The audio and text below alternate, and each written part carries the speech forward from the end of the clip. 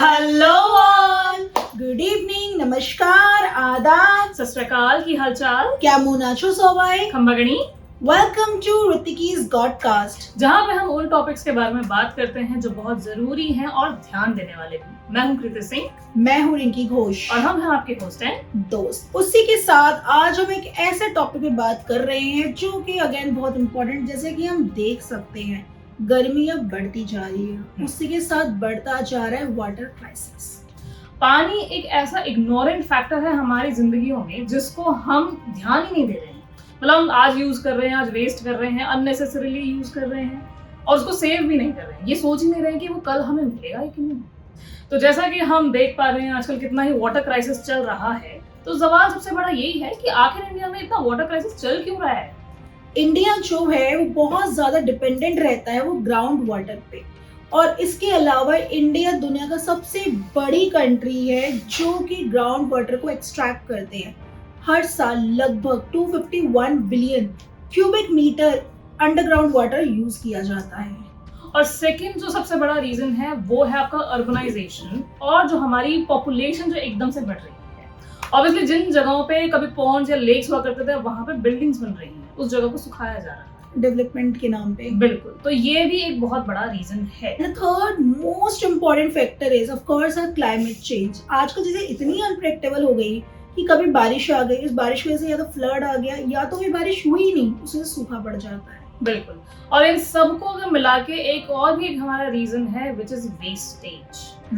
हम ये जो पानी का हर टाइम पे हर दिन पे वेस्टेज कर रहे हैं वो तो खैर कोई भी इग्नोर कर ही नहीं सकता है, क्योंकि हमको ये लगता ही नहीं कि पानी की कभी कमी हो सकती है इंडिया में, क्योंकि हम तो समुद्र के बराबर में ही हैं इंडिया तो। लेकिन इसका मतलब ये बिल्कुल नहीं है कि भाई हमारे पास कभी पानी की गर्म कमी होगी नहीं, क्योंकि ग्राउंड वाटर अब खत्म होता जा रहा है।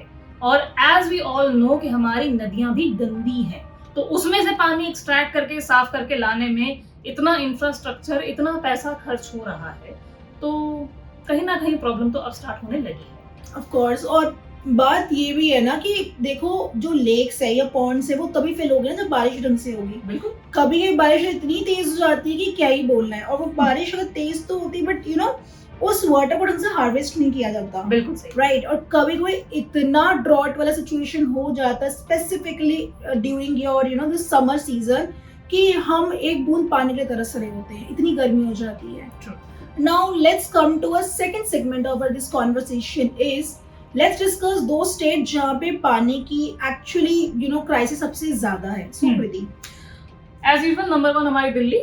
मई 2024 लास्ट ईयर से यमुना रिवर का लेवल अब इतना गिर गया है पानी का कि अब बहुत सारी ऐसी जगह हो चुके हैं जब 10 से 12 घंटे वाटर सप्लाई बंद होती है। एंड सेकंड स्टेट जो कि टेक्नोलॉजी में बहुत आगे बट पानी की क्राइसिस रेस में भी आगे निकल गया, वहां पानी यानी बेंगलुरु की बात हो रही है। ये कहा जाता है, ये प्रेडिक्शन से अगर ऐसी सिचुएशन बनी रही तो 2031 में बेंगलुरु की कई सारी जगह में पानी बिल्कुल खत्म हो जाएगा और जगहें बिल्कुल अनइनहैबिटेबल हो जाएंगी, तो ऑब्वियसली लोगों को छोड़ छोड़ के फिर वो जानी ही पड़ेगी। Of course. इसके अलावा कैसे भूल सकते हैं महाराष्ट्र, राजस्थान, तमिलनाडु, ये एक ऐसी स्टेट्स है जहाँ पे हर साल सूखा पड़ता है और बहुत गजब का भयानक सूखा पड़ता है। इनफैक्ट विदर्भा एक ऐसी जगह है जहाँ पे फार्मर सुसाइड का सबसे मेन कारण ही है क्योंकि वहाँ पे वाटर शॉर्टेज। ऑफ कोर्स ही बात है, वही जैसे क्लाइमेट चेंज होती है, अगर बारिश ही नहीं होगी तो फार्मिंग कैसे हो पाएगी, और अगर मान लीजिए गलत टाइम पे बारिश होगी तो कहीं ना कहीं उनके क्रॉप्स को तब भी फर्क पड़ने वाला है।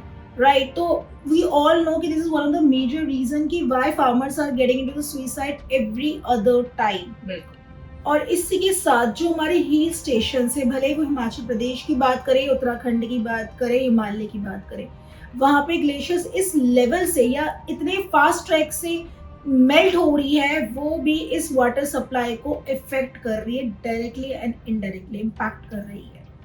तो ये तो चलो हो गई प्रॉब्लम्स जो हमें पता है, ऑब्वियसली गवर्नमेंट को भी पता है, तो गवर्नमेंट का इस पे क्या इंटेक है? ऑफ कोर्स ही बात है, गवर्नमेंट इसमें एक बहुत मेजर रोल प्ले करती है, और इसको टैकल करने के लिए गवर्नमेंट ने पॉलिसीज भी बनाई है जिसका नाम है जल शक्ति मिनिस्ट्री पॉलिसी।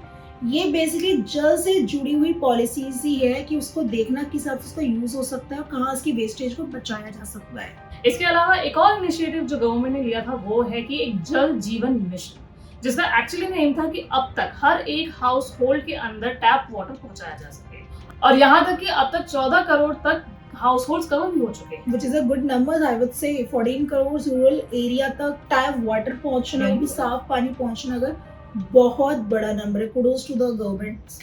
दिल्ली में एक नया रूल आ चुका है जो कि मैंडेटरी हो गया कि अगर कहीं भी कंस्ट्रक्शन हो रही है वहां पे रेन वाटर हार्वेस्टिंग जरूर किया जाए.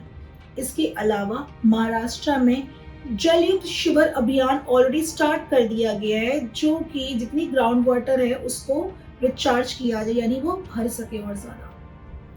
यहाँ तक कि हमारे पीएम साहब हैं मोदी जी, उन्होंने भी एक बहुत अच्छा इनिशिएटिव कैंपेन स्टार्ट किया था which is called catch the rain. यहाँ तक कि इसके स्लोगन में भी यही कहा गया है कि catch the rain where it falls when it falls. और ये एक बहुत अच्छा इनिशिएटिव था जो लोकल वाटर बॉडीज थी उनको दोबारा से रिवाइव करने की. इसी के साथ कुछ स्टैट्स पे भी नजर डाल दिया जाए. चलो let's start with NITI Aayog कि 2023 की रिपोर्ट के मुताबिक 21 इंडियन सिटीज जैसे कि चेन्नई, हैदराबाद और भोपाल, यहाँ पे बहुत ही जल्द ग्राउंड वाटर खत्म होने की संभावनाएं हैं. Which is not so good actually. Of course. Second, India के 600 मिलियन लोग वाटर स्ट्रेस्ड कंडीशन में रह रहे, यानी पानी उनको नहीं मिल पा रहा. 600 मिलियन से बिग नंबर. True. और 2 लाख लोग हर साल अनसेफ वाटर की वजह से मारे जाते हैं. जैसे कि इस टॉपिक पे हमने पहले भी वीडियो बनाई है, कैसे अनसेफ वाटर से लोग एक सर्टेन एज तक ही रह जाते हैं, उससे आगे नहीं पहुंच पाते, जो कि है बेंगलौर. और इसके अलावा अभी रिसेंटली भी अगर आप लोगों ने न्यूज देखी हो तो गुड़गांव की एक सोसाइटी के अंदर पूरी बिल्डिंग बीमार पड़ गई, सभी लोग बीमार पड़ गए. क्यों? क्योंकि वहां पे गंदा पानी आ गया था और वही लोगों ने शायद यूज कर लिया, पी लिया, और फिर उसके बाद बच्चे, बड़े, बूढ़े सब बीमार पड़ गए. शायद इसीलिए बोला गया है कि जल ही जीवन है. बिल्कुल. ऑब्वियसली देखो गवर्नमेंट अपने तरीके से तो कर ही रही है, वो अभियान, कैंपेन्स ये सब चला रहे हैं, लेकिन कुछ चीजें हैं, कुछ ऐसी माइनर चीजें या फिर बोलो बहुत लॉजिकल चीजें हैं जो हम भी अपने इनसे कर सकते हैं, डेली चोर्स में ऐड ऑन कर सकते हैं. फॉर एग्जाम्पल हम वाटर का अगर हमें लिमिटेड यूज करना है तो हम शावर ना यूज करके हम बकेट्स यूज करें, ये हम कर सकते हैं. Of course.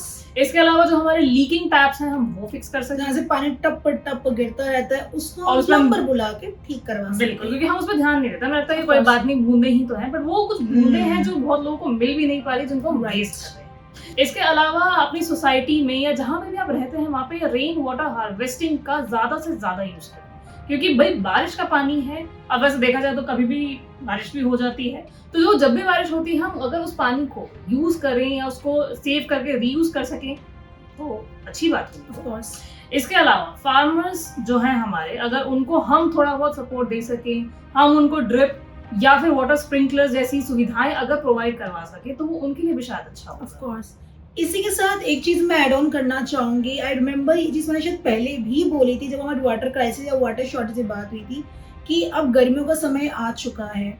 जो एसी का पानी निकलता है उसको भी हम यूज कर सकते हैं फॉर फ्लोर क्लीनिंग जैसी चीजों के लिए. बिल्कुल कर सकते हैं, और अगर आप उसको यूज करते हो तो ऑब्वियसली आप बहुत बड़ी मात्रा में पानी को बचा सकते हो. Of course. इसके अलावा जिन घर पे वाटर प्यूरिफायर्स लगे होते हैं उसका जो पानी निकलता है उस वेस्ट वाटर को ऑफ कोर्स हम पीने के लिए यूज नहीं कर सकते और हम क्लीनिंग के लिए यूज कर सकते हैं, कपड़े धोना जैसी चीजें, या फिर अगेन वही मॉपिंग वगैरह चीजें, या बर्तन धोना, या फिर आप अपने प्लांट्स को वाटर दे सकते हो. Of course there can be a multiple ways to use it. देखो अगर हम चाहे ना, हम हर चीज का प्रॉब्लम के सोल्यूशन भी घर से स्टार्ट कर सकते हैं और बहुत छोटे से एक्शंस लेके कर सकते हैं, बट ये हमारी इच्छा होनी चाहिए, हमारी विलिंगनेस होनी चाहिए. बिल्कुल. हम हर चीज को अगर ब्लेम करते जी गवर्नमेंट नहीं कर रही है तो वो तो सही नहीं है, ऑफ कोर्स सी बात है. कुछ सिविक सेंस हमारे अंदर भी होना आके चाहिए. तो आपका शार बंद नहीं करेगी और कहेगी जी बकेट यूज करो. बिल्कुल, तो वो तो हमें खुद ही करना पड़ेगा क्योंकि हमारी खुद की सिविक सेंस होनी चाहिए.